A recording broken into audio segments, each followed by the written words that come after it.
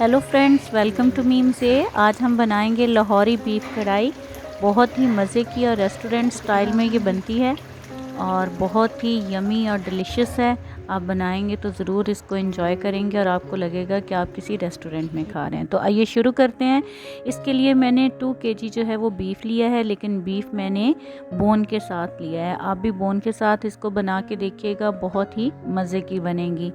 इसके साथ ही इसके अंदर जाएगा प्याज जो है वो चिकन कढ़ाई के अंदर नहीं डालते, लेकिन बीफ के अंदर हम डालते हैं लाजमी इसको।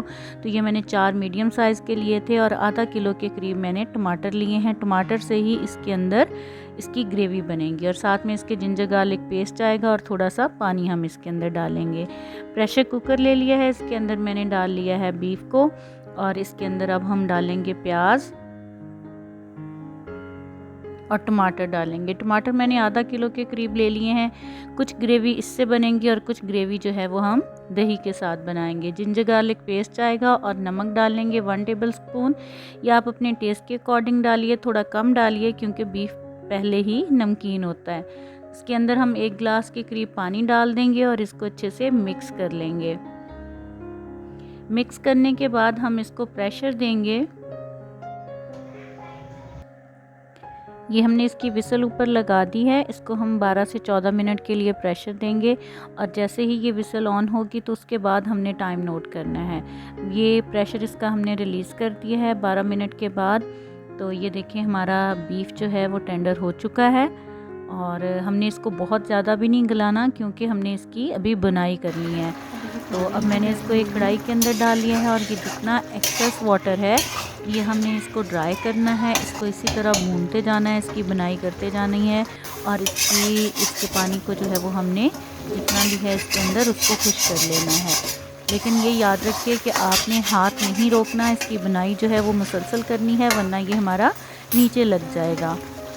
अब ये इस स्टेज पे आ गया है कि हम इसके अंदर रेड चिली पाउडर ऐड करेंगे। मैं इसके अंदर रेड चिली पाउडर कम ऐड करूंगी और मैं ब्लैक पेपर ज़्यादा ऐड करूंगी, लेकिन अभी हमने इसके अंदर रेड चिली पाउडर डाल के तो इसको 4 से 5 मिनट के लिए इसकी भुनाई करनी है ताकि ये अच्छी से हमारी भुन जाए और ये कच्ची ना रहे।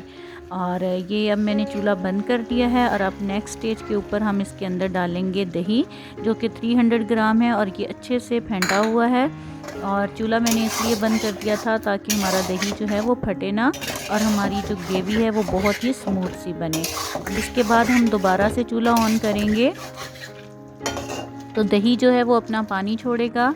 ये देखें, दही ने अपना पानी छोड़ दिया है। अब इसकी भी हम बनाई करेंगे और अब इस स्टेज के अंदर हम इसमें ऑयल ऐड करेंगे। ऑयल जो है वो मैंने हाफ़ कप के करीब इसके अंदर ऐड किया है और अब इसकी हमने बनाई करनी है बहुत अच्छे से, और जितनी आपने ग्रेवी रखनी है वो आपने उस हिसाब से इसकी बनाई करनी है। तो अब मैं इसको 5 से 6 मिनट के लिए अच्छे से भूनूंगी।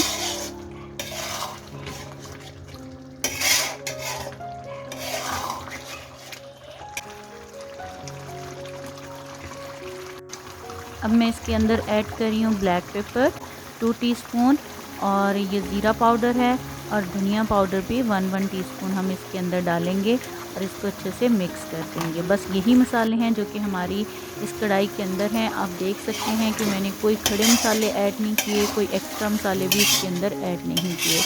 आप इन्हीं मसालों के साथ इसको जो है वो बनाइएगा और आप इंजॉय करेंगे इंशाल्लाह।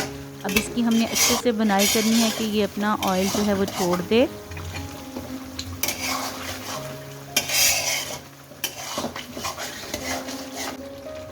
ये देखें, ऑयल ऊपर आ गया है। मैंने टेस्ट करके देखा था, मुझे नमक थोड़ा सा कम लगा है, मैंने थोड़ा सा नमक और ऐड किया है। आप भी अपने टेस्ट के अकॉर्डिंग एडजस्ट कर लीजिएगा। अब मैंने थोड़ा सा जो है वो अदरक, उसको मैंने कट करके पानी के अंदर रखा हुआ था, उसकी काशे जो हैं वो उसके ऊपर डाल देंगे और बहुत ही मज़े की ये कढ़ाई बनती है। आप इसको तंदूरी रोटी के साथ, नान के साथ एंजॉय कीजिए।